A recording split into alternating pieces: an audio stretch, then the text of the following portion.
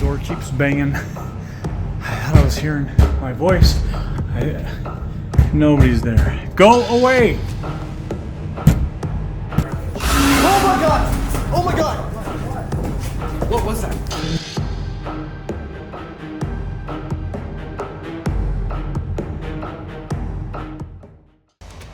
Knocking Paranormal. The first clip emerged on YouTube on April 12th, 2024, posted by a user named WinMacPix. It quickly sent chills across the internet. The footage was recorded in the dim hours of the morning, inside Win's own apartment, where something deeply unnatural was unfolding. It began with an ominous rhythmic pounding against his front door. The kind of knock that wasn't just loud, it was deliberate. Could it be a visitor or a prank? Win approached the door, determined to confront the source, but the hallway was empty. Confused, he checked the door camera. Nothing, no movement, no figure, just the eerie silence of the early morning. But the banging continued, more urgent now. I am home alone. I'm hearing my own voice upstairs. The door won't stop knocking. And there's nobody there. This door keeps banging. I thought I was hearing my voice.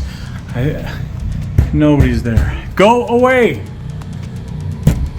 More personal. And then something changed.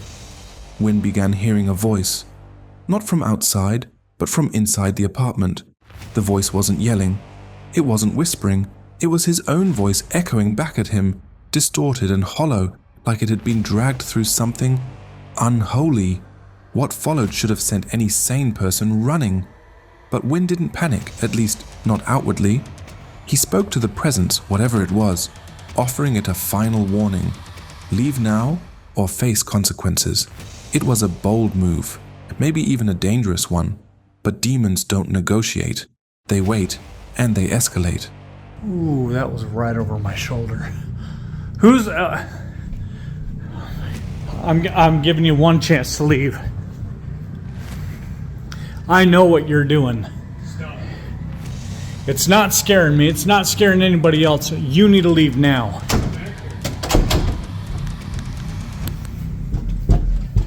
Moments later, the pounding began again, this time from one of the rooms deep inside the apartment.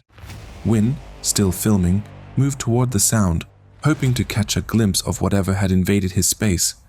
But when he opened the door, there was nothing, just darkness, a stillness so unnatural it pressed against his skin.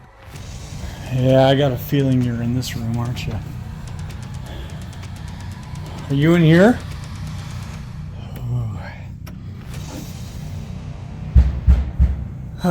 This again. Then, the camera captured something chilling. In a single, blink and you'll miss it moment, a shadow moved. Quickly, unnaturally, like a glitch in reality. At first, Win didn't notice, but on playback it was unmistakable. Something had been there, watching him. That wasn't the end. Immediately after the shadow was caught, the bathroom faucet turned on by itself. Water rushed freely into the sink. There was no one in the room. No explanation, only that presence, and it wanted to be known.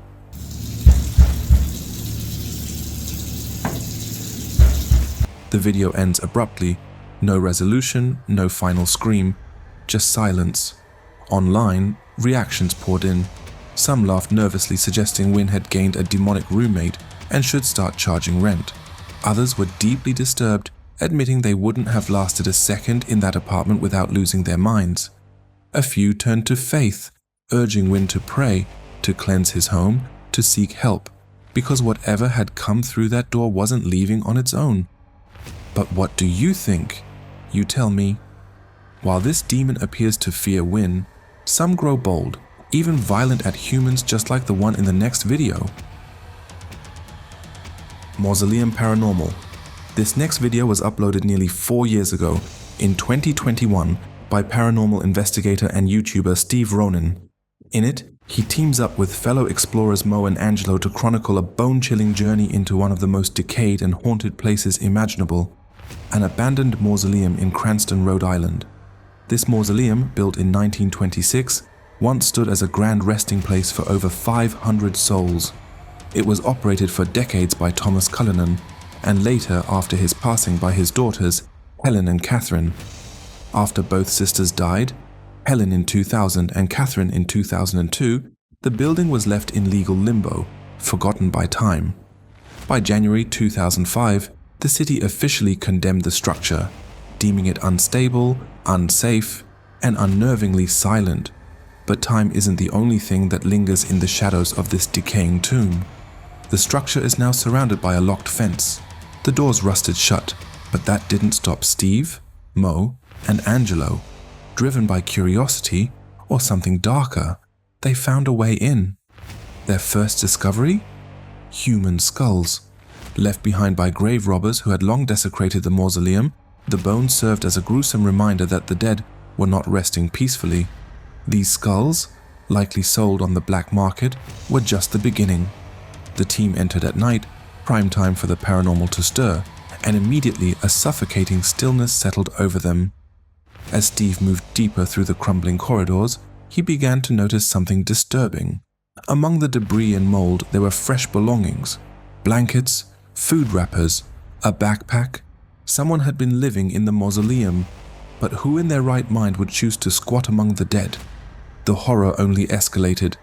Steve came across disturbed graves, shattered coffins, and scattered human remains, evidence of desecration that went far beyond curiosity. He stopped at one particular coffin, still intact, belonging to a man named Harold. As he examined it, a sound broke through the silence. You can tell that there's pieces of a spine right there, probably a pelvic bone. Whoever did this must have been messed up. This is my second time already that I've encountered people destroying each other's tombs and stealing the bones. I'm sure someone took the skull out of here because I don't see it at all.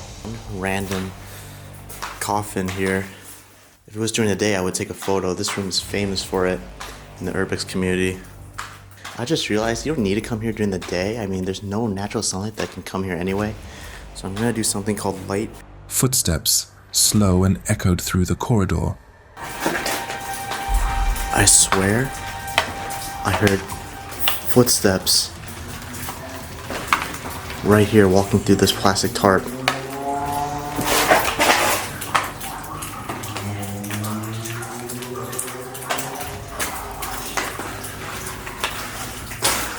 No one was in sight. Still filming, Steve pressed on. He asked Mo if he'd heard whispering. Mo's answer was yes. Then something surreal, a pair of earbuds, seemingly untouched, lay in the corner of a crypt. Who had been listening? And to what? Rain began to pour, seeping through the cracks of the roof, turning the mausoleum into a dripping, echoing nightmare. And then, it happened. Angelo turned sharply and said someone had whispered directly into his ear, but no one was near him. I actually just heard somebody whisper into my ear. Dude, when we were walking around to get here, I told you I heard like someone talking inside. Really? Yeah, I don't know if this could be a squatter upstairs, but kinda creeps me out. There is no way to get upstairs, is there? Yeah? Said Mo. Yeah, in a very aggressive way. With tension mounting, they activated a K2 meter to test for spiritual activity. As soon as the device was powered on, it lit up. A low, chilling voice mumbled a greeting. "Hi." The K2. Oh, it's on red, it's on red, I it's know. on red. Dude, that's powerful. That's powerful. What the hell? It's all the way. Unbelievable. Thank you so much. Do you have a name? You said yeah, Mo? I keep hearing your name over and over again. It probably remembers me from the last time I was here. Demon! I haven't introduced myself. My name is Steve. He likes cookies. Yes, I like cookies. Do you like cookies? Yes. Yes. They turned off all lights. What followed was an intense escalating reaction. The K2 spiked into the red. The air turned icy. The voices grew louder. They were no longer alone. They attempted to hold a conversation with whatever was haunting the crypts. The responses came through in fragmented bursts, each one more unnerving than the last. Then something completely unexpected happened. Something touched them. Their composure shattered. They screamed. collided into each other.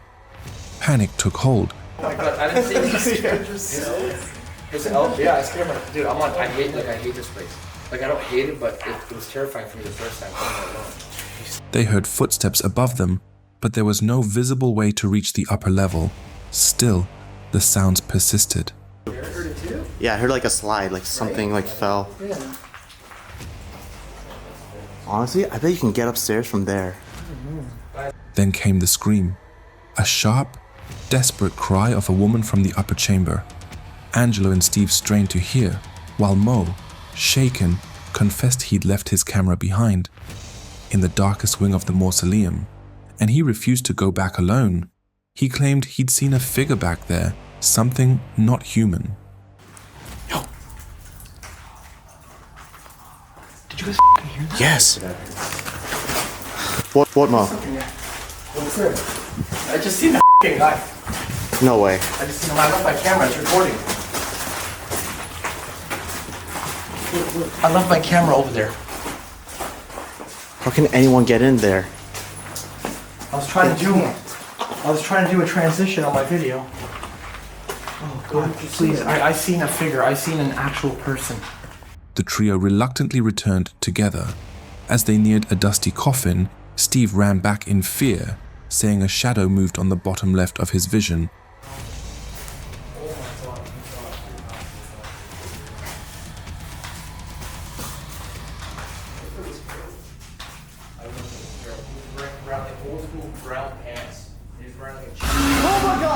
Oh my god! What was that? What's going on? Dude, on the left, bottom left, I legit saw something just... And then Mo doubled over, clutching his stomach, coughing violently. He'd been fine all night. Whatever was in that room had done something to him. You alright? Something's wrong with me. It was time to leave. They didn't walk, they ran. The haunting wasn't over, but the building itself seemed to be urging them out, as if it had allowed them in, only to test their fear. Despite the fact that they were 3, they are afraid unlike those guys in this next video. Military Paranormal. This chilling video was uploaded to YouTube by Nightwatch Exploration in July 2021, documenting a deeply unsettling investigation into an abandoned military hangar buried deep within the woods. The YouTuber, accompanied by a companion nicknamed Sergeant Slaughter, never anticipated encountering anything supernatural, but the horrors they captured on camera told a very different story. From the moment they crossed the threshold of the decaying structure, an overwhelming sense of dread clung to them. The air was unnaturally still. Inexplicable noises echoed all around, scraping, dragging, and whispering sounds that seemed to come from just beyond the next corner. They had barely stepped inside when those eerie sounds began, as if the building itself was warning them to leave.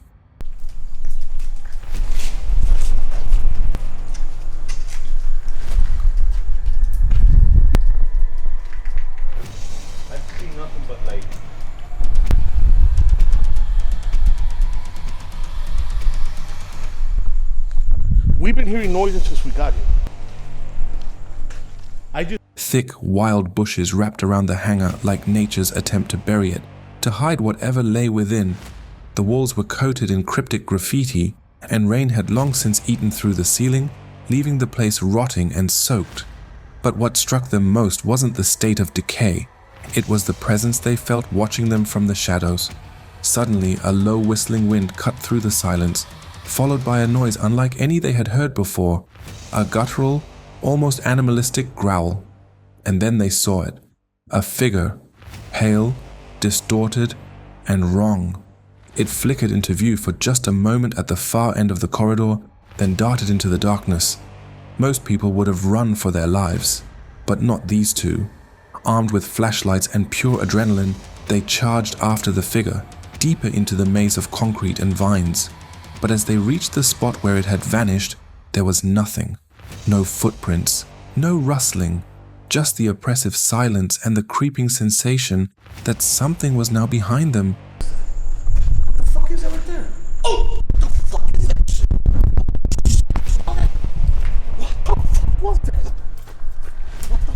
was that shit, bro? It wasn't human. It couldn't have been human. So what did they see? A spirit? A creature? Something left behind from the experiments rumored to have taken place there? Let me know what you think in the comments, if you're brave enough. Now, on to the next terrifying video.